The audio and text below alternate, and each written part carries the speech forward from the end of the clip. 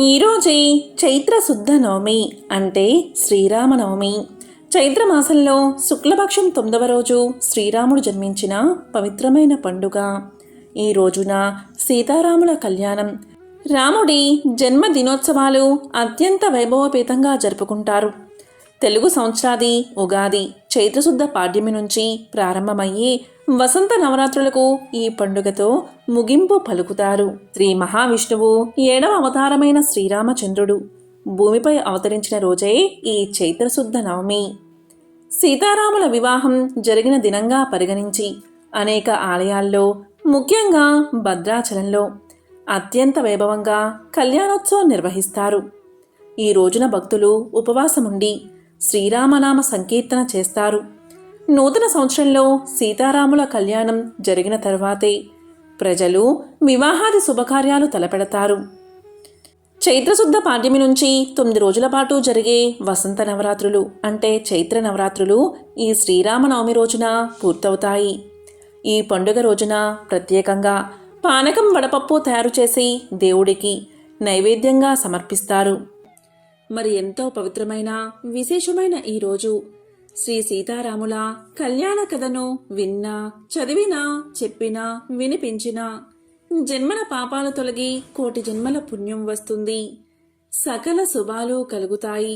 మరి ఆ కథ ఏంటో ఇప్పుడు ఈ వీడియోలో తెలుసుకుందాం. ఆపదమ మహత్తారం దాతారం సర్వసంపదాం లోకాభిరామం శ్రీరామం భూయో భూయో నమామ్యహం. రామనామం సకల పాపహరం, మోక్షప్రదమని చాలామంది నమ్మకం. పూర్వం శ్రీరామచంద్రుడు లక్ష్మణుడితో ఇలా పలికాడు. లక్ష్మణ, నేను ఒక కథ చెబుతాను, శ్రద్ధగా విను అంటూ ఇలా చెప్పడం ప్రారంభించాడు శ్రీరాముడు. శ్రీరామచంద్రుడి పూర్వీకుల్లో ఒకరైన ఇక్ష్వాకుని కుమారుడు భృగు మహారాజు ప్రతిరోజు క్రమం తప్పకుండా పూజ, దానం చేసిన తర్వాతే ఆహారం స్వీకరించేవాడు. ఆ మహారాజు సర్వభూమండలాన్ని పరిపాలిస్తున్నాడు. ఇతను దాన ధర్మాలు అనేకం చేసిన పుణ్యాత్ముడు. అడిగిన వారికి లేదు అనకుండా దానం చేశాడు. ఈయన చేసిన దానాలు ఎవడు లెక్క కట్టలేనన్ని ఉన్నాయి. ఈయన చేసిన దానాలకి మెచ్చి కుబేరుడే ఈయన దగ్గర కొలువున్నాడు. లక్ష్మి ఎల్లప్పుడూ ఈయన దగ్గరే ఉండేది. వందలు, వేలు, లక్షల గోవులను దానం చేశాడు. ఒకవేళ లేకపోతే కొనుక్కొచ్చి మరీ దానం చేసేవాడు. ఆ మహారాజు యొక్క దాన ధర్మాల వలన సంపదలు వచ్చి పడిపోతూ ఉండేవి. అలా ఎవరూ చెయ్యలేనన్ని, లెక్కలేనన్ని దానాలు చేశాడు. దేవతలు సైతం ఆ మహారాజును మెచ్చుకునేవారు. ఈయన పేరు ముల్లోకాల్లో మారు మోగిపోయింది. అంతటి మహాపురుషుడు. కానీ ఒకసారి ఒక బ్రాహ్మణుడికి గోవును దానమిచ్చాడు. అది 4-5 రోజులకు మళ్ళీ వచ్చి రాజుగారి మందలో కలిసిపోయింది. ఈ విషయాన్ని గమనించని రాజుగారు అదే గోవును మరొక బ్రాహ్మణుడికి దానమిచ్చాడు. ఆ గోవును ఆ బ్రాహ్మణుడు తీసుకెళుతూ ఉంటే గోవును పోగొట్టుకున్న వేరొక బ్రాహ్మణుడు వెతుక్కుంటూ దీన్ని చూశాడు. దీనితో ఆ విప్రుడికి కోపం వచ్చి, నీకు బుద్ధి ఉందా? సాటి విప్రుడి గోవును దొంగతనం చేయడానికి నీకు మనసు ఎలా వచ్చింది అనగానే గోవును తీసుకెళ్తున్న ఆ విప్రుడు ఆ మాటలకి బాధపడి, నేను దొంగతనం చేయడమేమిటి? రాజుగారు నాకు దానమిచ్చారు, తీసుకు వెళ్తున్నాను, కావాలంటే పద, రాజుగారి దగ్గరే తేల్చుకుందామని రాజుగారి దగ్గరికి వెళ్ళి విషయాన్ని వివరించారు. మొదటి విప్రుడైతే ఏకంగా రాజుగారిని తిట్టేశాడు. నీకసలు కొద్దిగైనా బుద్ధి, జ్ఞానము ఉన్నాయా? నాకు దానమిచ్చిన గోవుని తీసుకొచ్చి ఇంకొకటికి దానమిస్తావా? చూడు, నిన్ను ఇప్పుడే శపిస్తున్నాను అనేసరికి రాజుగారు వణికిపోయి, ఓ బ్రాహ్మణోత్తమా, శాంతించండి. మీరు కోపగిస్తే ఎవరైనా బతకగలరా? దేవతలు సైతం గౌరవించే ఉత్తములు మీరు, శాంతించండి అని రెండోసారి దానమిచ్చిన విప్రుడిని, ఓ బ్రాహ్మణోత్తమా, నీకు 1000 గోవులు దానమిస్తాను, ఈ గోవును ఇచ్చేయి అన్నాడు. ఇక రెండవ బ్రాహ్మణుడు, నేను ఇవ్వనంటే ఇవ్వను, ఎందుకంటే వీడు నన్ను అనవసరంగా నిందించాడు, లేకపోతే ఇచ్చేవాడినే అన్నాడు. మళ్ళీ మొదటి విప్రుడు దగ్గరికి వెళ్ళి, రాజుగారు ఇలా పలికారు, నీకు రాజ్యమంతా ఇచ్చేసి నేను అడవికి వెళ్ళిపోతాను, ఆ గోవును వదిలేయండి అన్నాడు. ఆయన కూడా కుదరదంటే కుదరదు అన్నాడు. ఈ గోవు కామధేనువుతో సమానం. అన్ని ఆవులు 5 లీటర్లు పాలు ఇస్తే ఇది 10 లీటర్ల పాలు ఇస్తుంది, కాబట్టి నేను వదులుకోను అని మొండిపట్టు పట్టారు ఇద్దరు బ్రాహ్మణులు. ఇక ఏమి చేయాలో తోచక ఇద్దరినీ బ్రతిమాలాడు మహారాజు. కాదంటే కాదు అని ఇద్దరు గోవును వదిలేసి వెళ్ళిపోయారు. కొన్నాళ్ళు గడిచింది. కాలక్రమంలో రాజుగారు మరణించారు. ఈయన చేసిన దానాల పుణ్యం వలన స్వయంగా తీసుకువెళ్ళడానికి యముడే వాహనం మీద వచ్చాడు. వాహనం మీద ఎక్కించుకుని తీసుకెళ్తూ, మహానుభావా, నిన్ను దర్శించడం చాలా సంతోషంగా ఉంది. నువ్వు చేసిన దానాలు ధర్మాలు, ప్రజలని కన్నబిడ్డల్లా చూసుకున్న తీరు అద్భుతం. నీతో సరితూగేవాడు ముల్లోకాల్లోనే లేడు. కాకపోతే విప్రులకి ఇచ్చిన దానం తిరిగి తీసుకోవడం అనే చిన్న దోషం వల్ల నీకు నరకం ప్రాప్తించింది. కనుక ముందుగా నరకానికి వెళతావా లేక స్వర్గానికి వెళతావా? ఇది కూడా నీవు చేసిన పుణ్య ఫలితంగా అడుగుతున్న అవకాశమే కాని మరొక అవకాశం కాదు. సామాన్యంగా పాపులకి అవకాశముండదు. కనుక ఆలోచించుకుని చెప్పమన్నాడు యముడు. అప్పుడు నృగమహారాజు ఇలా పలికాడు. ముందు సుఖం అనుభవిస్తే కష్టం అనుభవించడం కష్టం, కనుక ముందు నరకమే అనుభవిస్తాను అన్నాడు. ఇక యమధర్మరాజు సరే నరకానికి పో అని గెంటేశాడు. ఈ నరకశిక్ష ఎప్పుడు తొలగుతుంది చెప్పండి అన్నాడు మహారాజు. అప్పుడు యముడు ఇలా పలికాడు. మహారాజా, ఇది కృతయుగ మధ్యమం. మధ్యలో త్రేతాయుగం వెళ్ళి ద్వాపర కలియుగ సంధికాలం వస్తుంది. అప్పుడు విష్ణువు తానే స్వయంగా శ్రీకృష్ణ అవతారం దాల్చి బావిలో తొండ రూపంలో కొండలా ఉన్న నిన్ను ఎడమ చేతితో తీసి భూమిపై పడేస్తాడు. అప్పుడు నీ శిక్ష తొలగి స్వర్గానికి వెళతావు అని పంపించాడు యమధర్మరాజు. ఇక యమధర్మరాజు చెప్పినట్లే తొండగా మారి ద్వారకా నగరంలో ఒక బావిలో కప్పల్ని పురుగుల్ని తింటూ ఉన్నాడు మహారాజు. అలా దాదాపుగా 30 లక్షల సంవత్సరాలు నరకం అనుభవించిన తరువాత శ్రీకృష్ణుడి కుమారులు బంతి ఆట ఆడుకుంటూ ఉంటే ఆ బంతి వెళ్ళి ఆ బావిలో పడుతుంది. పిల్లలు బంతి కోసం బావిలో చూస్తే తొండ కనబడుతుంది. ఇది బావిలో ఉంటే నీళ్లు పాడవుతాయని దీన్ని బయటకు తీయడానికి తాడుకట్టి లాగుతారు. ఎంత లాగినా కొండలా కదలదు. 100 మంది వచ్చి లాగుతారు, అయినా కదలదు. ఇక కృష్ణుడు వీరిని చూసి తానే స్వయంగా వచ్చి ఎడమ చేతితో బావిలో నుండి తీసి బయటపడేస్తాడు. ఆ తొండ మానవ రూపం ధరించి జరిగిన విషయాన్ని చెప్పి విమానమెక్కి స్వర్గానికి వెళ్ళిపోతాడు.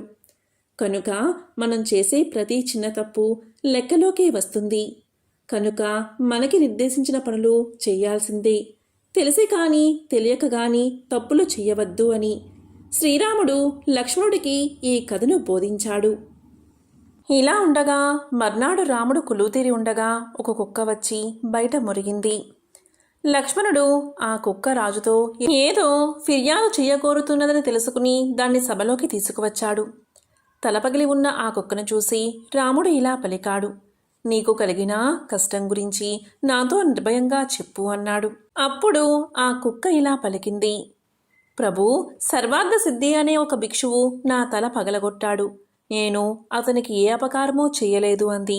ఇక రాముడు వెంటనే ఆ భిక్షువును పిలిపించి, నీవీ కుక్క తల ఎందుకు పగలగొట్టావు? అది నీకేం అపకారం చేసింది అని అడిగాడు. దానికి ఆ భిక్షువు, రాజా, నేను భిక్ష కోసం ఇల్లిల్లో తిరుగుతున్నాను. నాకెక్కడా భిక్ష దొరకలేదు. ఈ స్థితిలో ఈ కుక్క నా దారికి అడ్డంగా నిలబడి ఎంత అదిలించినా పోలేదు. నేను కోపం అణుచుకోలేక దాన్ని తల మీద కొట్టిన మాట నిజమే. నేను చేసిన దానికి మీరు నాకు ఏ దండన విధిస్తారో విధించండి అన్నాడు సర్వార్థసిద్ధి. అతనికి ఎలాంటి శిక్ష విధిస్తే బాగుంటుంది అని రాముడు సభలోని వాళ్ళను అడిగాడు. సభలో ఎందరో పండితులుండి కూడా ఒక్కరూ సూటిగా సమాధానం చెప్పలేదు. అప్పుడు కుక్క రాముడితో ఇలా పలికింది. రామా, ఇతనికి నేను చెప్పిన శిక్ష వెయ్యి. కాలంచరము అనే చోట కులపతిగా ఇతనికి ఉద్యోగం ఇయ్యి అంది. రాముడు అతనికి ఉద్యోగమిచ్చి ఏనుగు మీద ఎక్కించి పంపేశాడు. భిక్షువు కూడా పరమ ఆనందం చెంది వెళ్ళిపోయాడు. తర్వాత రాముడు, మంత్రులు ఆ కుక్కను ఆ భిక్షువుకు ఇలాంటి శిక్ష ఎందుకు వేయించావు? దీనికేదో కారణం ఉండాలి అన్నారు. అప్పుడు కుక్క ఇలా సమాధానం చెప్పింది. నేను కిందటి జన్మలో ఆ ఉద్యోగమే చేశాను. ఆ పదవిలో నాకు చక్కని భోజనము, దాసదాసీలు సమస్తము అమరి ఉండేవి. ఎంతో భూతదయ కలిగి వినయము శీలము కలవాడిని అనిపించుకున్నాను. దేవ బ్రాహ్మణ పూజ చేశాను. అయినప్పటికీ ఆ పదవిలో ఉండిన కారణంగా నాకీ నీచజన్మ కలిగింది. మహాకోపి దయారహితుడు అయిన ఈ భిక్షువు ఆ పదవి నిర్వహించాడో జన్మజన్మలకి ఘోర నరకంపాలు అయితీరతాడు అంది కుక్క. అయోధ్య నగరం రాజధానిగా కోసల దేశాన్ని రఘువంశపు రాజైన దశరథుడు పాలిస్తున్నాడు. ఆయనకు 3 భార్యలు, కౌసల్య, సుమిత్ర, కైకేయి. పిల్లలు లేని కారణంగా దశరథుడు పుత్ర కామేష్టి యాగాన్ని చేశాడు. తరువాత ఆ రాజుకు 4 బిడ్డలు జన్మించారు. వారికి రాముడు, భరతుడు, లక్ష్మణుడు, శత్రుఘ్నుడు అని నామకరణం చేశారు. ఇక రావణుడు అనేవాడు బ్రహ్మ వద్ద వరాలు పొంది దేవతలను జయించి మునులను వేధిస్తూ ఉండేవాడు. అతనికి దేవ గంధర్వ యక్ష రాక్షసుల వల్ల చావులేదు. దీంతో దేవతలు అతని బాధలు తాళలేక శ్రీ మహావిష్ణువుకు మొరపెట్టుకున్నారు. శ్రీ మహావిష్ణువు దేవతల ప్రార్థన మన్నించి రావణాసురుని సంహరించడానికి నరుడై జన్మించాలి అనుకున్నాడు. అప్పుడు విష్ణువు రాముడిగా, ఆదిశేషుడు లక్ష్మణుడిగా, శంఖ చక్రాలు భరత శత్రుఘ్నులుగా అవతరించారు. శ్రీ మహాలక్ష్మి సీతగా అయోనిజై జనక మహారాజు ఎంట పెరుగుతుంది. రుద్రాంశ సంభూతుడైన హనుమంతుడు కిష్కింధలో ఉన్నాడు. కులగురువు వశిష్ఠుని వద్ద రామ భరత లక్ష్మణ శత్రుఘ్నులు సకల విద్యలు నేర్చుకున్నారు. ఒకనాడు విశ్వామిత్ర మహర్షి దశరథుని వద్దకు వచ్చి తన యాగ సంరక్షణార్థమై రామ లక్ష్మణులను తనతో పంపమని కోరాడు. ముక్కు పచ్చలారని నవయువకులను పంపడానికి దశరథుడు సంకోచించిన వశిష్ఠుని సలహా మేరకు విశ్వామిత్రునితో పంపాడు. విశ్వామిత్రుడు రామ లక్ష్మణులకు ఎన్నో అస్త్ర విద్యా రహస్యాలను బోధించాడు. దారిలో రామలక్ష్మణులు తాటకి అనే రాక్షసుని సంహరించారు. గంగానదిని దర్శించారు. రాముడి పాదం సోకి అహల్యకు శాప విమోచనం జరిగింది. రామ లక్ష్మణులు రక్షణలో యాగం జయప్రదంగా జరిగింది. మారీచ సుబాహులు ఇతర రాక్షస గణాలు దండించబడ్డారు. తిరుగుదారిలో రామ లక్ష్మణులు విశ్వామిత్రునితో కలిసి జనకుని రాజధాని అయిన మిథిలా నగరానికి చేరుకున్నారు. రామాయణ మహాకావ్యం ప్రకారం జనక మహారాజు విశ్వామిత్రునితో వచ్చిన రామ లక్ష్మణులను, వారితో వచ్చిన ఋషులను తన భవనానికి తీసుకుపోయాడు. విశ్వామిత్రుడికి పూజలు చేశాడు జనక మహారాజు. అప్పుడు విశ్వామిత్రుడితో జనక మహారాజు ఇలా పలికాడు: ఓ విశ్వామిత్ర మహర్షి, రామ లక్ష్మణులారా, మీకు ఇదే మా స్వాగతం. తమరికి ఏం కావాలో నన్ను ఆజ్ఞాపించండి, తక్షణమే నెరవేరుస్తాను అని పలికాడు. దానికి విశ్వామిత్రుడు ఇలా అన్నాడు: ఓ జనక మహారాజా, నీ వినయ విధేయతలకు నేను ఎంతగానో సంతోషించాను. వీరు రామ లక్ష్మణులు యాగ సంరక్షణ కోసం నేనే తీసుకువచ్చాను. వీరు అయోధ్యకు చక్రవర్తి అయిన దశరథ మహారాజు యొక్క పుత్రులు. వీరు నీ వద్ద ఉన్న శ్రేష్టమైన ధనస్సును చూడాలని భావిస్తున్నారు. కాబట్టి నీవు వారికి ఆ ధనస్సును చూపించు. వారు ఆ ధనస్సును చూసి తిరిగి అయోధ్యకు వెళ్లిపోతారు అని పలికాడు విశ్వామిత్రుడు. అప్పుడు జనక మహారాజు విశ్వామిత్రునితో ఇలా అన్నాడు: ఓ విశ్వామిత్ర మహర్షి, వారికి ఆ ధనస్సును చూపించే ముందు ఆ ధనస్సు గురించి వివరిస్తాను. ఆ ధనస్సు శివ ధనస్సు. పూర్వం ఒకసారి దక్ష ప్రజాపతి శివుడికి హవిస్సులు ఇవ్వకుండా యాగాన్ని ఆరంభించాడు. శివుడు లేని చోట మంగళం ఎలా ఉంటుందని దక్షుని కుమార్తె అయిన సతీదేవి యోగాగ్నిలో శరీరాన్ని వదిలింది. దీంతో ఆగ్రహించిన శివుడు రుద్రుడయ్యాడు. అసలు ఇలాంటి యాగానికి దేవతలు ఎందుకు వెళ్లారు అని ఆయన ధనస్సు పట్టుకుని దేవతల్ని సంహరించబోయాడు.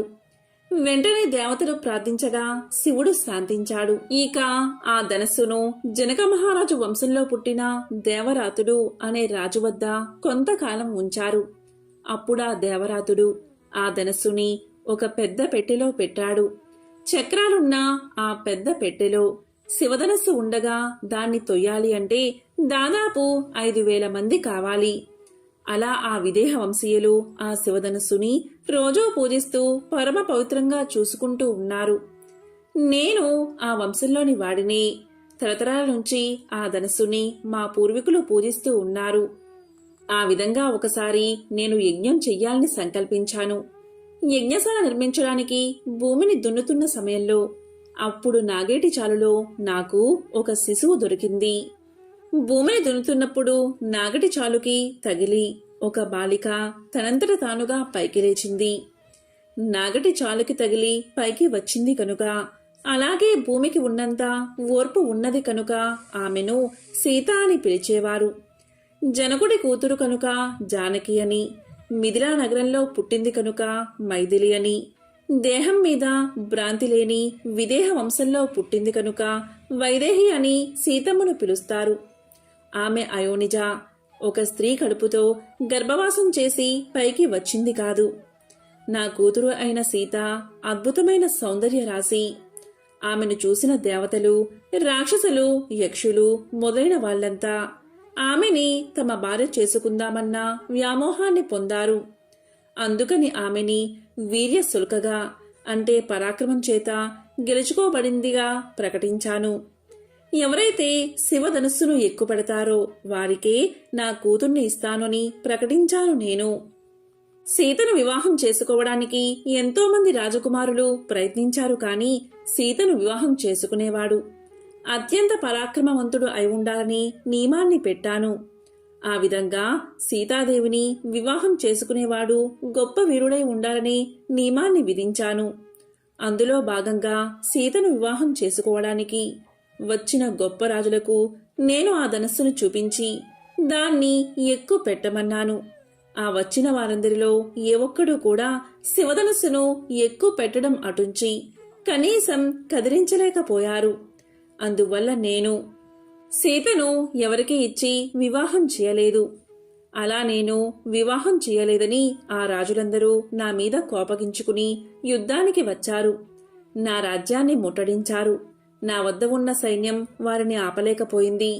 ఆ విధంగా యుద్ధం వల్ల సంవత్సర కాలం గడిచిపోయింది. నా రాజ్యంలో ఉన్న అత్యవసర వస్తువులు, ధాన్యం తరిగిపోయాయి. ప్రజలు ఆహారం కోసం అలమటించసాగారు. అప్పుడు నేను తపస్సు చేసి దేవతలను ప్రార్థించాను. దేవతలు నా ప్రార్థన మన్నించి నాకు సైన్యాన్ని సమకూర్చారు. నేను ఆ సైన్యంతో అలా వచ్చిన రాజులందరినీ ఓడించి పారిపోయేలా చేశాను. దేవతా సైన్యం దాటికి తట్టుకోలేక శత్రు రాజులు తలో దిక్కుకు పారిపోయారు. ఓ విశ్వామిత్ర మహర్షి, ఇదే ఈ శివధనస్సు వృత్తాంతం. నేను శివధనస్సును రామ లక్ష్మణులకు చూపిస్తాను. రాముడు ఈ శివధనస్సును ఎక్కువ పెట్టగలిగితే అన్నమాట ప్రకారం నేను నా కుమార్తె అయిన సీతను రాముడికి ఇచ్చి వివాహం చేస్తాను అని జనక మహారాజు విశ్వామిత్రుడితో పలికాడు. దానికి విశ్వామిత్రుడు ఇలా అన్నాడు, ఓ జనక మహారాజా, నీవు చెప్పిందంతా విన్నాను. విన్నంతనే శుభాలు కలిగించే శివధనస్సు గురించి చెప్పావు. నీకంతా సొమ్మే కలుగుతుంది అన్నాడు విశ్వామిత్రుడు. ఓ జనక మహారాజా, శివధనస్సును రాముడికి చూపించు అని అడిగాడు విశ్వామిత్రుడు. ఇక వెంటనే జనక మహారాజు పూజామందిరంలో పూజలు అందుకుంటున్న ఆ శివధనస్సును తీసుకురమ్మని సామంతులు ఆజ్ఞాపించాడు. జనకుడి ఆజ్ఞను అనుసరించి సామంతులు 8 చక్రాలు గల వాహనం మీద అమర్చి ఉన్న ఆ శివధనస్సును 5,000 మంది మహాబలకాయులు ఆ వాహనాన్ని ఎంతో కష్టం మీద లాక్కుని వచ్చారు. ఇక జనకుడు ఆ విశ్వామిత్రుణ్ణి రామలక్ష్మణులను చూసి ఇలా అన్నాడు, ఓ విశ్వామిత్ర మహర్షి, ఈ శివధనస్సు వంశపారంపర్యంగా వచ్చింది.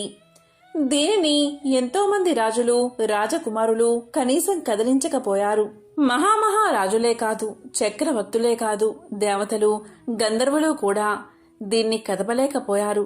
కాబట్టి ఈ శివధనస్సును కదపడం కాని ఎక్కువ పెట్టడం కాని మానవ మాతృలకు సాధ్యం కాదు. ఒక మనిషి అసలు ఈ ధనస్సుని పైకెత్తి వింటినారిని లాగే కట్టడం జరుగుతుందా? సరే, ఏదో అడిగారు కాబట్టి ఆ ధనస్సును తీసుకొచ్చాము, చూడండి అని జనకుడు పలికాడు. అప్పుడు విశ్వామిత్రుడు ఆ ధనస్సుని ఒకసారి చూడమని రాముడితో చెప్పాడు. అప్పుడు రాముడు ఆ పెట్టెను తెరవగా అందులో పాము పడుకున్నట్లు ఆ ధనస్సు ఉంది. క్షత్రియుడైన రాముడు ఆ ధనస్సుని చూడగానే చాలా ఉత్సాహపడి, ఈ ధనస్సు ఎంతో బాగుంది, దీన్ని ముట్టుకుంటాను, తరువాత ఎక్కుపెడతాను అని విశ్వామిత్రుణ్ణి అడిగాడు. దీంతో విశ్వామిత్రుడు అలాగే ఎక్కుపెట్టు అన్నాడు. రాముడు ఆ ధనస్సును ఎంతో తేలికగా కష్టం లేకుండా పైకెత్తి నారి కడదామని లాగేసరికి వంగిన ఆ ధనస్సు మధ్యలో పడేలని గట్టి శబ్దంతో విరిగిపోయింది. పిడుగులు పడే శబ్దంతో ఆ శివధనస్సు విరిగేసరికి రాముడు, లక్ష్మణుడు, విశ్వామిత్రుడు, జనకుడు తప్ప అక్కడున్న మిగతా వారంతా మూర్ఛపోయారు. అప్పుడు జనకుడు ఇలా పలికాడు: మహానుభావా విశ్వామిత్ర, నీకంతా తెలుసు, అందుకే రామలక్ష్మణులను నీతో తీసుకువచ్చావు. రాముడు దశరథాత్మజుడు. ఈ సంఘటన అద్భుతం, ఊహించరానిది, ఎవరూ వాదించరానిది. దశరథుడి కుమారుడైన శ్రీరాముడి వీరత్వాన్ని, బలపరాక్రమాన్ని ప్రత్యక్షంగా చూశాను. ఈ దృశ్యాన్ని చూసి నా ఒళ్ళు గగురు పొడిచింది. మనసంతా ఆశ్చర్యంతో నిండిపోయింది. ఇది కళా నిజమా అని నమ్మలేకపోతున్నాను. ఇది మహా అద్భుతం, ఎవరి ఊహకి అందనిది. అనుకున్న మాట ప్రకారం నా కుమార్తె అయిన సీతను దశరథ పుత్రుడైన రాముడికిచ్చి వివాహం చేస్తాను. నా కుమార్తె సీత దశరథ పుత్రుడైన రాముణ్ణి వివాహం చేసుకుని మా వంశానికి కీర్తి ప్రతిష్టలు తీసుకురాగలదని నమ్ముతున్నాను. నా ప్రాణ సమానమైన నా కుమార్తె సీతను రాముడికి అప్పగిస్తాను. ఓ విశ్వామిత్ర మహర్షి, మా మంత్రులు వెంటనే అయోధ్యకు పోయి రామ లక్ష్మణులు తమరి సంరక్షణలో సుఖంగా ఉన్నారని తెలిపి శివధనస్సును విరిచిన సంగతి, నేను నా కుమార్తె సీతను రాముడికి వివాహం చేసే సంకల్పం గురించి వివరంగా చెప్పి దశరథ మహారాజును బంధుమిత్ర సపరివార సమేతంగా మిథిలా నగరానికి తీసుకురాగలరని పలికా. ఇక వెంటనే జనక మహారాజు మంత్రులను అయోధ్యకు పంపించాడు. ఆ మంత్రులు దశరథ మహారాజు దగ్గరకు వెళ్లి ఇలా అన్నారు: దశరథ మహారాజా, మీకు జయం కలుగుగాక. మేము మిథిలాధిపతి అయిన జనక మహారాజు వద్ద నుండి దూతలుగా వచ్చాం. తమరి కుమారులు రామ లక్ష్మణులు విశ్వామిత్రుని దగ్గర సుఖంగా ఉన్నారు. తమరి కుమారుడైన రాముడు తరతరాలుగా మా గృహంలో పూజలు అందుకుంటున్న శివధనస్సును అవలీలగా ఎక్కుపెట్టి మధ్యకు విరిచి లోకానికి తన పరాక్రమాన్ని చాటుకున్నాడు. ఇక జనక మహారాజు ప్రతిజ్ఞ ప్రకారం తమ కుమారుడైన రాముడికి సీతను ఇచ్చి వివాహం చేయడానికి అనుమతి ఇవ్వాల్సిందిగా ప్రార్థిస్తున్నాము అని, మా మాటను తమ మాటగా చెప్పమని జనక మహారాజు ప్రార్థించారని, తమరు బంధువులు, మిత్రులు, పురోహితులతో కలిసి మిథిలా నగరానికి విచ్చేయవలసిందిగా కోరుతున్నాము అని దూతలు తెలియచేశారు. తమరు మిథిలా నగరానికి వచ్చి శ్రీరాముడి వివాహ మహోత్సవాన్ని జరిపించవలసిందిగా ప్రార్థిస్తున్నామని దశరథ మహారాజుకి దూతలు సందేశాన్ని మనవి చేశారు. అంతట దశరథుడు ఎంతో సంతోషించి వశిష్ఠుణ్ణి, పురోహితుల్ని పిలిపించి జనక మహారాజుతో సంబంధం, మీ అందరికీ ఇష్టమైతే మనం జనక మహారాజు యొక్క పురానికి వెళ్దామన్నారు. అప్పుడు వాళ్ళు ఇలా పలికారు: మహానుభావా దశరథ, విదేహ వంశంలో పుట్టిన జనకుడంటే సామాన్యుడు కాదు. శరీరం మీద భ్రాంతి లేనివాడు, భగవంతుణ్ణే నమ్మినవాడు, అపారమైన జ్ఞానం ఉన్నవాడు. తప్పకుండా మనం ఆ సంబంధం చేసుకోవచ్చు అన్నారు ఏకకంఠంతో. వెంటనే దశరథుడు, మనం ఒక్క క్షణం కూడా వృధా చేయకుండా రేపే బయలుదేరదాం అన్నాడు. కోశాధికారుల్ని పిలిచి రత్నాలు, వజ్రాలు, ధనపు మూటలు పట్టుకుని ముందు బయలుదేరండి అన్నాడు. రథాలని, చతురంగ బలాలని సిద్ధం చెయ్యమన్నాడు. పురోహితులు, మంత్రులు నాతో బయలుదేరండి, అందరం మిథిలా నగరానికి చేరుకుందామన్నాడు. మరుసటి రోజున అందరూ బయలుదేరారు. ఇక్ష్వాకు వంశంలో ఉన్న ఆచారం ప్రకారం తన ముగ్గురు పత్నుల్ని దశరథుడు తీసుకెళ్లలేదు. దశరథ మహారాజు తన పరివారంతో ఆ మిథిలా నగరాన్ని చేరుకోగానే జనకుడు వాళ్ళని సాదరంగా ఆహ్వానించి, మీరు రావడం వల్ల నేను, నా రాజ్యము పవిత్రమయ్యాయి అని లోపలికి రమ్మన్నాడు. నా కూతురైన సీతమ్మని వీర్యశుల్కగా ప్రకటించి శివధనస్సుని ఎక్కు పెట్టినవాడికి ఇస్తాను అన్నాను. నీ కుమారుడైన రామచంద్రమూర్తి శివధనుర్భంగం చేశాడు. అందువల్ల నా కుమార్తెని నీ కుమారుడైన రాముడికి ఇవ్వాలి అని అనుకుంటున్నాను. కాబట్టి నన్ను అనుగ్రహించి నా కుమార్తెని మీ కోడలిగా స్వీకరించండి అని పలికాడు జనకుడు. అప్పుడు దశరథుడు ఇలా అన్నాడు. జనక మహారాజా, అలా అంటావేమిటి? అసలు ఇచ్చేవాడు ఉంటే కదా పుచ్చుకునేవాడు ఉండేది. పదే పదే నీ కోడల్ని చేసుకో అంటున్నావు. నీ కుమార్తెని నా ఇంటికి కోడలిగా ఇస్తాను అన్నావు. ఔదార్యం నీది, దాతవి నువ్వు, పుచ్చుకునేవాడిని నేను అన్నాడు దశరథుడు. ఈ పూటకి ప్రయాణం చేసి అలసిపోయాం, రేపు మాట్లాడుకుందామన్నారు. దశరథుడితో పాటు వచ్చిన భరత శత్రుఘ్నులు రామలక్ష్మణులతో కలిశారు. ఎన్ని రోజులు విశ్వామిత్రుడితో సాగిన ప్రయాణం గురించి వాళ్ళ నలుగురు సంతోషంగా మాట్లాడుకున్నారు. దశరథుడితో పాటు వశిష్ఠుడు, కాత్యాయనుడు, జాబాలి, మార్కండేయుడు, కాశ్యపుడు, వామనుడు మొదలైన వాళ్ళు, విశ్వామిత్రుడు, శతానందుడు మరియు మిగిలిన మహర్షులందరూ ఒకే చోట చేరారు. ఇంతమంది గొప్పవాళ్లతో ఆ రాత్రి మిథిలా నగరం వెలిగిపోయింది. మరుసటి రోజు ఉదయాన్నే దశరథుడు జనక మహారాజుతో ఇలా అన్నాడు. మహానుభావుడైన విశ్వామిత్రుడి అనుమతితో నాకు ఎంతో కాలం పురోహితుడిగా ఉంటున్న మా వంశాభివృద్ధిని కోరుకుని వశిష్ఠ మహర్షి మా వంశం గురించి చెప్తారు అన్నాడు. అప్పుడు వశిష్ఠుడు ఇలా చెప్పసాగాడు.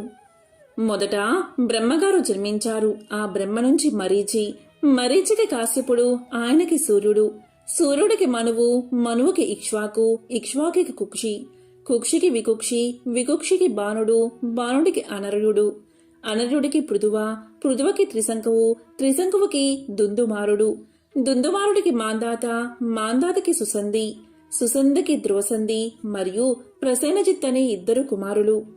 పెద్దవాడైన ధ్రువసంధికి భరతుడు, భరతుడికి అసితుడు. ఈ అస్తుడి వరకు రాజ్యపాలనం చేశారు. ఈ అస్తుడు హైహయ, తాళజంగ, ససబింద్వ అనే వంశాల వాళ్లతో యుద్ధంలో ఓడిపోయాడు. తరువాత ఆయన హిమాలయ పర్వతాలకి తన ఇద్దరి భార్యలతో వెళ్లిపోయాడు. ఇంతలో ఒక భార్య గర్భాన్ని దాల్చింది. మరొక భార్యకి సంతానం కలగలేదు. వేరొక భార్యకి సంతానం కలుగుతుందని ఇంకొక భార్య ఆమెకి విషప్రయోగం చేసింది.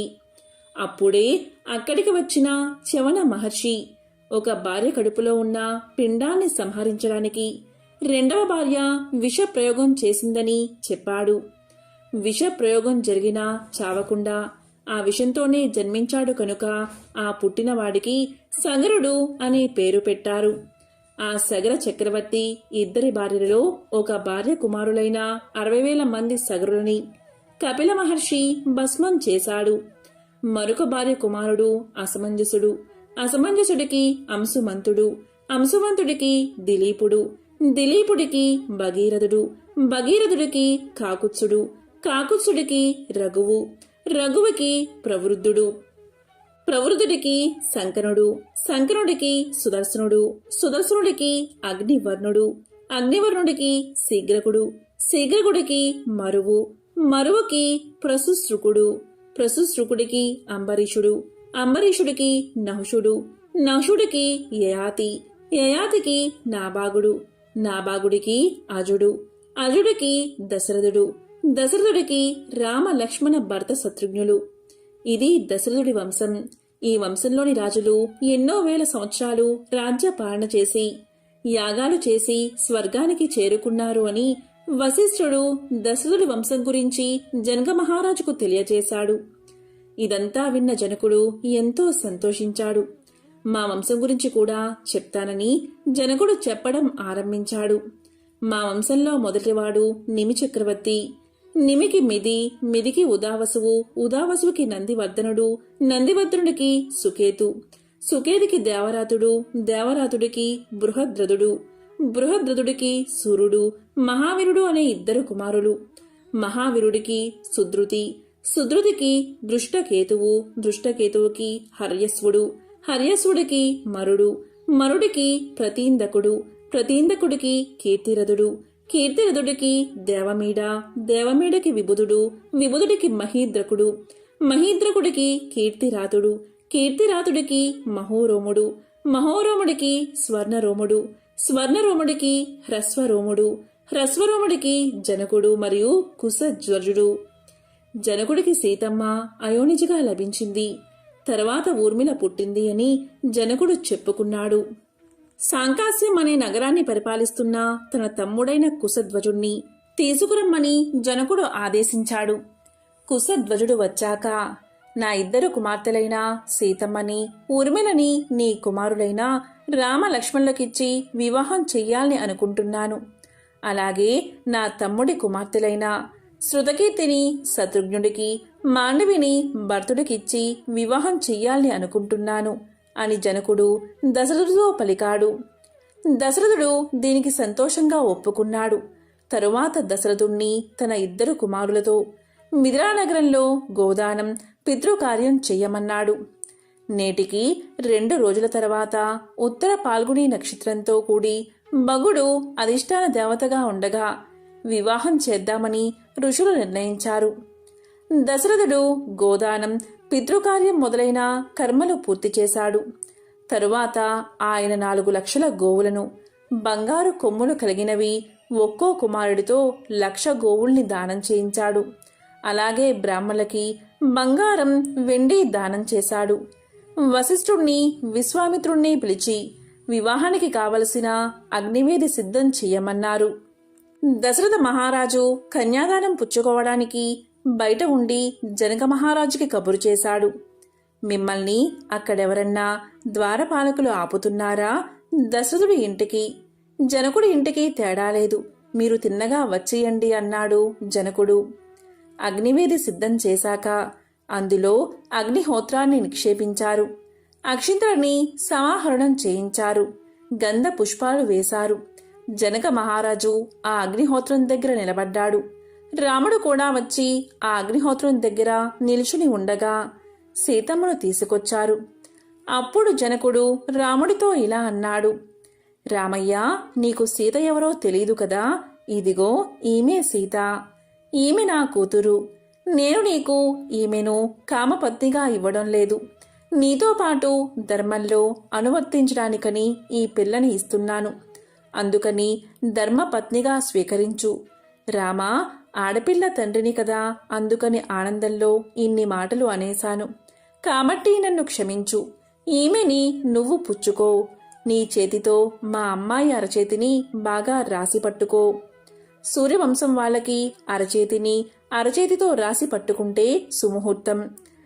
మనం జీలకర్ర బెల్లం పెడతాం సుముహూర్తానికి. ఈ క్షణం నుంచి మా అమ్మాయి ఏది చేసినా అది నా భర్త అని నీకోసమే చేస్తుంది. రామా, మాది విదేహ వంశం. మా హృదయం నందు భ్రాంతి ఉండదు. నా కూతుర్ని అలాగే పెంచాను. 1 ఏడాది తరువాత నా కూతురు నీతో కలిసి పుట్టింటికి వచ్చినప్పుడు నేను నేర్పిన సంప్రదాయాన్ని మర్చిపోతే అది నీ వల్లే రామా. ఎందుకంటే నేను నేర్పిన దాన్ని భర్త ఉద్ధరించాలి. ఆ ఉద్ధరించడంలో పొరపాటు వస్తే అది నీదే అవుతుంది. ఆమె నిన్ను నీడలా అనుగమిస్తుంది. అదేవిధంగా లక్ష్మణుడికి ఊర్మిళతోనూ, భరతుడికి మాండవితోనూ, శత్రుఘ్నుడికి శృతకీర్తితోనూ వివాహం జరిపించారు. ఆ విధంగా వివాహం జరగగానే దివ్య దుందుబులు మోగాయి. పైనుంచి పుష్పాలు పడ్డాయి. దేవతలందరూ సంతోషించారు. ఆ రోజు జరిగిన సీతారాముల కళ్యాణానికి సమస్త లోకాలు సంతోషించాయి. మరునాడు ఉదయం విశ్వామిత్రుడు అందరినీ ఆశీర్వదించి ఉత్తర దిక్కుకు వెళ్లిపోయారు. జనక మహారాజు కానుకగా ఏనుగులు, గుర్రాలు, వస్త్రాలు, ముత్యాలు, పగడాలు మొదలైనవి ఇచ్చాడు. అందరూ కలిసి అయోధ్య నగరం వైపుకు పయనమయ్యారు. వాళ్ళందరూ అయోధ్యకు చేరుకున్నారు. కౌసల్య, సుమిత్ర, కైకేయి ఎదురొచ్చి హారతులిచ్చారు. తమ కోడళ్ళని చూసుకుని మురిసిపోయారు. అప్పుడు వాళ్ళని ఆ వంశ కులదైవాలున్న దేవతా గృహాలకు తీసుకెళ్లి అక్కడ పూజ చేయించారు. అలా నూతన దంపతులు హాయిగా అయోధ్యలో అడుగుపెట్టారు. ఎంతో పవిత్రమైన, విశేషమైన శ్రీ సీతారాముల కళ్యాణ కథను ఎవరైతే ఈ రోజు వింటారో, లేక చదువుతారో, లేక చెప్తారో అటువంటి వారికి సకల శుభాలు కలుగుతాయి. జన్మల పాపాలు తొలగి 1,000,000 జన్మల పుణ్యం వస్తుంది. ఇక వాల్మీకి రామాయణంలోని బాలకాండలోని ఒక చిన్న కథను ఇప్పుడు ఈ వీడియోలో తెలుసుకుందాం. ఈ కథను విన్నంతనే జన్మల పాపాలు తొలగి 1,000,000 జన్మల పుణ్యం వస్తుంది. ఈ కథను సనత్ కుమారుడు వ్యాస మహర్షికి వివరించాడు. సుమతి, కౌశికి అనే బ్రాహ్మణ దంపతుల కుమారుడి పేరు అగ్నిశర్మ. ఆ అగ్నిశర్మకి చదువు అనగా వేదాలు మొదలైనవి సరిగ్గా అబ్బలేదు. ఆ రాజ్యంలో క్షామం వచ్చి ఎవరూ ఎవరికి దాన ధర్మాలు చేయడం లేదు. కాబట్టి అగ్నిశర్మ తన భార్య, పిల్లలు, తల్లిదండ్రులతో అరణ్యానికి వెళ్ళి అక్కడ దొరికే కందమూలాలు, తేనె లాంటివి తెచ్చుకుని బతుకుతున్నాడు. చదువు సరిగ్గా అబ్బనందువల్ల అక్కడ ఉండే దొంగలతో స్నేహం చేసి దొంగతనాలు చేయడం ప్రారంభించాడు. ఒకసారి అతను అటుగా వెళ్తున్న కొంతమంది మహర్షులు ఆపి, మీ దగ్గర ఉన్నది ఇవ్వండి, లేకపోతే చంపుతాను అన్నాడు. ఆ మహర్షుల్లో ఉన్న అత్రి మహర్షి ఇలా పలికాడు. నువ్వు దొంగతనాలు ఎందుకు చేస్తున్నావు అని అగ్నిశర్మను అడిగాడు. అప్పుడు అగ్నిశర్మ ఇలా చెప్పాడు. నన్ను నమ్ముకున్న నా భార్యని, నా తల్లిదండ్రుల్ని పోషించుకోవడానికి అని చెప్పాడు. అలా అయితే నువ్వు ఇప్పటిదాకా చేసిన ఈ దొంగతనాల వల్ల నీకు కలిగిన పాపాన్ని నీ కుటుంబ సభ్యులలో ఎవరన్నా పంచుకుంటారేమో అడిగిరా అని అత్రి మహర్షి అన్నాడు. మమ్మల్ని పోషించడం నీ కర్తవ్యం, కాబట్టి నువ్వు మమ్మల్ని పోషించాలి. నువ్వు తెచ్చావు, మేము అనుభవిస్తాము. కాని ఎలా తెచ్చావు అన్నదానికి ఇచ్చే ఫలితం నువ్వే అనుభవించాలి అన్నారు శర్మ కుటుంబ సభ్యులు. దీంతో శర్మకు చాలా బాధ కలిగి మళ్ళీ ఆ ఋషుల దగ్గరకు వచ్చి నా పాపాలను పోగొట్టుకునే మార్గం చెప్పమన్నాడు. అప్పుడు అత్రి మహర్షి ధ్యానం చెయ్యి అని చెప్పి వెళ్ళిపోయాడు. 13 సంవత్సరాల తర్వాత ఆ మహర్షులు ఇదే దారిలో తిరిగొస్తుంటే అక్కడ ఒక పెద్ద పుట్ట కనబడింది. ధ్యానంలో మునిగి ఉన్న అగ్నిశర్మ మీద పుట్టలు పెరిగాయి. తన మీద పుట్టలు అంటే వల్మీకం కట్టిన తెలియని స్థితిలో ఉన్నాడు కాబట్టి ఆయన్ని వాల్మీకి అని పిలిచి బయటకు రమ్మన్నారు. ఇది ఆయనకి పౌరుషనామం అయ్యింది. అప్పుడు ఆ మహర్షులు ఆయన్ని ఉత్తర దిక్కుకు వెళ్లి భగవంతుణ్ణి ధ్యానం చెయ్యమన్నారు. అప్పుడు వాల్మీకి మహర్షి కుశస్థలి అనే ప్రదేశానికి వెళ్లి పరమశివుణ్ణి ధ్యానించాడు. అప్పుడు ఆయనకి విష్ణుకథ రాయగలిగే అదృష్టాన్ని బ్రహ్మగారు ప్రసాదించారు. అంటే ఆయనకి త్రిమూర్తుల అనుగ్రహం లభించిందన్నమాట. ఇదే వాల్మీకి మహర్షి యొక్క కథ. ఎవరైతే ఈ కథను వింటారో లేక చెప్తారో వారికి సకల శుభాలు కలుగుతాయి. జన్మల పాపాలు తొలగి కోటి జన్మల పుణ్యం వస్తుంది. ఇక రామాయణ కాలం నాటి ఒక విశిష్టమైన కథను ఇప్పుడు విందాం. దుందుబి రామాయణ కాలం నాటి మహావీరుడు. ఇతనికి యుద్ధం అంటే బాగా మక్కువ. చాలా కాలంగా యుద్ధం ఎవరితోనూ చేయక చికాకు పట్ట దుందుబి సాగరుడు దగ్గరకు వెళ్లి యుద్ధం చేద్దాం రమ్మన్నాడు. దానికి సాగరుడు అంటే సముద్రుడు, నాలో అనంతకోటి జీవరాశి బతుకుతుంది. వాటిని నిత్యం రక్షించే పరిణాది. నీతో యుద్ధం చేయలేని సౌమ్యంగా చెప్పాడు. పెట్టలేకపోతే పెట్టకపోయావు, పెట్టే ఇల్లైనా చూపమన్నట్లు నాతో యుద్ధం చేయగలవారెవరో చెప్పమన్నాడు దుందుబి. దాంతో సాగరుడు హిమవంతుడు బలశాలి, ఆయన దగ్గరికెళ్ళు అని సలహా చెప్పాడు. సముద్రుడి మాటలు విన్న దుందుబి హిమవంతుడి దగ్గరకు వెళ్లి యుద్ధం చేద్దామన్నాడు. అప్పుడు హిమవంతుడు ఇలా పలికాడు. నాపైన అనేక జంతుజాలం, వృక్షజాలం బతుకుతుంది. నా నుంచి అనేక నదులు పుట్టి ప్రవహిస్తున్నాయి. ఆ నీటితో ప్రజలు బతుకుతున్నారు. వీరందరినీ వదిలేసి వచ్చి నీతో యుద్ధం చేయలేనని బతిమాలాడు. ఇది విన్న దుందుబి, మీరంతా పిరికివాళ్లు, యుద్ధమంటే భయపడి చస్తున్నారు. పోనీ నాతో యుద్ధం చేయగలవాడెవడో చెప్పు అన్నాడు. దీంతో హిమవంతుడు బాగా ఆలోచించి, అతను ఉన్నాడు, వాడే వాలి, కిష్కిందాపురి రాజు, మహాబలవంతుడు. నీలాగే యుద్ధమంటే బాగా మక్కువ ఎక్కువ. నీ కోరిక అతనే తీర్చగలనని చెప్పాడు హిమవంతుడు. దీంతో దుందుబి వాలి దగ్గరికి చేరుకున్నాడు. యుద్ధం చేద్దాం రమ్మన్నాడు. ఓరి, నీవో బక్క ప్రాణివి, ఒక్క గుద్దుకు చచ్చేలా ఉన్నావు. నీకు నాతో యుద్ధమేంటి, పో పొమ్మన్నాడు వాలి. కాని దుందుబి మాట వినలేదు. అంతటా వాలి, నేనెవరో తెలుసునా, నా బలమేంటో తెలుసుకుని నాతో యుద్ధం చెయ్యాలి అనుకుంటున్నావా అని అడిగాడు. దానికి దుందుబి, నువ్వు ఎవరైనా నాకు భయం లేదు, యుద్ధం చెయ్యమని రంకెలు వేశాడు. నీ మంచి కోసమే చెబుతున్నా, నేనెవరో విను. రావణుడు తెలుసా? ఆయన రాక్షసరాజు, మా నాయకుడు. రావణుడికి నాతో తగని వైరం. నన్ను గెలవడానికి చెయ్యని ప్రయత్నం లేదు. ఒకసారి నేను సముద్ర తీరంలో ఉదయ సంధ్య వారుస్తూ ఉండగా నన్ను గెలవడానికి నన్ను వెనక నుంచి పట్టుకున్నాడు. నేను నా బాహుమూలాల్లో తన చేతులు ఇరికించేటప్పటికీ మూర్ఛపోయాడు. నేను తన్ని అలాగే పట్టుకుని సప్త సముద్రాల్లో మునిగి సంధ్య వాచేటప్పటికీ చచ్చిన పురుగులా నా వీపున వేలాడాడు. చాలాసేపటికి తెలివి తెచ్చుకుని నా కాలి కింద దూరి సంధి చేసుకుపోయాడు అని చెప్పాడు వాలి. ఇప్పుడు ఇంకా యుద్ధం చెయ్యాలని ఉందా నాతో అని అడిగాడు. విన్న దుందుబి పట్టు విడవక, మా నాయకుణ్ణి గెలిచి ఉండవచ్చు, నన్ను గెలవలేదుగా, అంచేత యుద్ధం చేద్దామన్నాడు. సరే అని యుద్ధానికి తయారయ్యారు. వాలి పిడికిడి పోట్లతో రక్తం కక్కుకున్న దుందుబిని కాళ్ళు పట్టుకు విసిరితే ఋష్యమూక పర్వతం మీద పడింది దుందుబి శరీరం. కోపగించిన మతంగ మహాముని ఆ శరీరాన్ని విసిరినవాడు కాని వాడి స్థానీయులు కాని ఆ చోటికి 4 కోసాల దూరంలో అడుగు పెడితే చస్తారని శపించాడు. అలా దుందుబి యొక్క చరిత్ర ముగిసింది.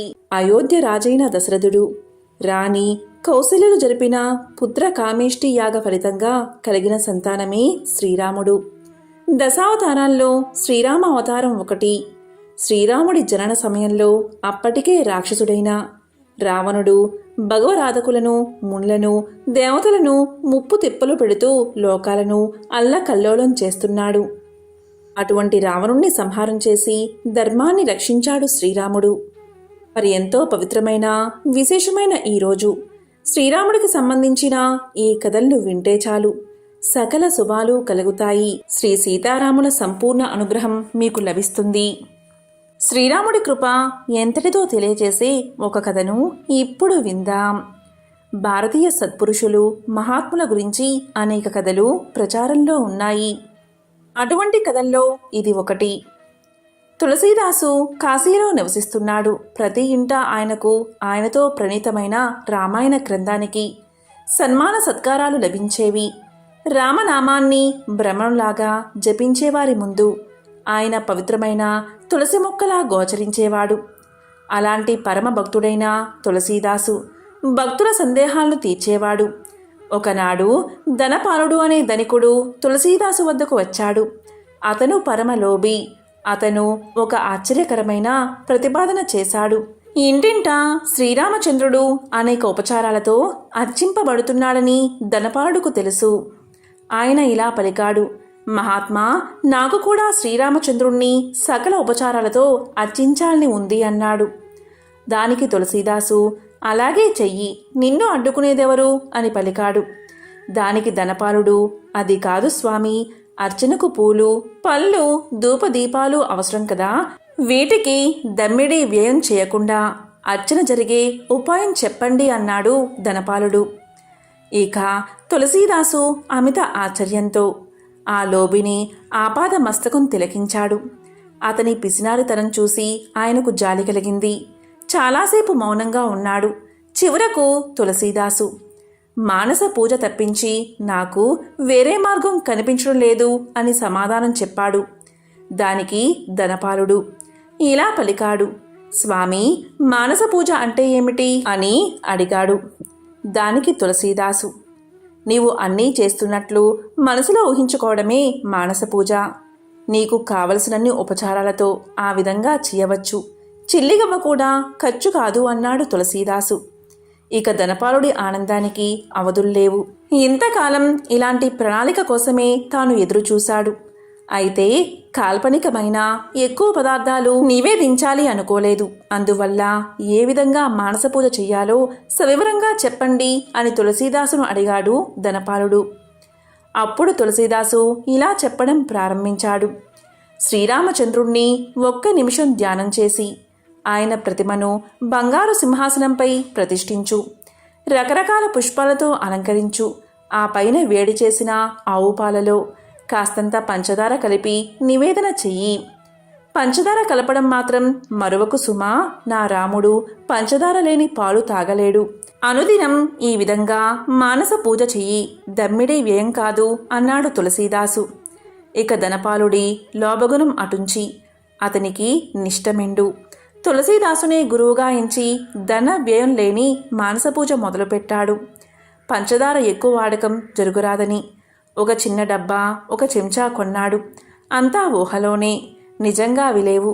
ఈ విధంగా కొన్ని ఏళ్ళు గడిచిపోయాయి. ఒకనాడు పాలు నివేదన వేళకు మనసులో చెంచా కనబడలేదు. చేసేది లేక డబ్బా నుండి పంచదారను పాలల్లోకి వంపాడు. పంచదార ఎక్కువ పడింది.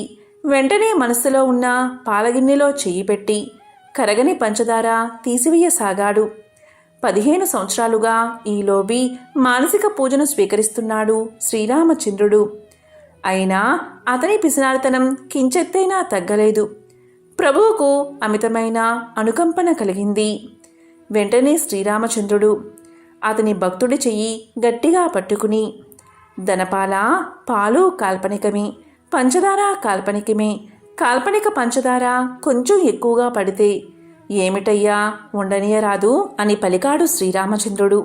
ఇక శ్రీరామచంద్రుడి కరస్పర్శ మూలంగా ధనపాలుడిలో పరమ వైరాగ్యం కలిగింది. వెంటనే అతడు నిజమైన భక్తి ప్రపత్తులతో శ్రీరాముణ్ణి ధ్యానించి తరించాలని తపోభూమికి వెళ్ళిపోయాడు. ఇది నిజంగా జరిగిన సంఘటన.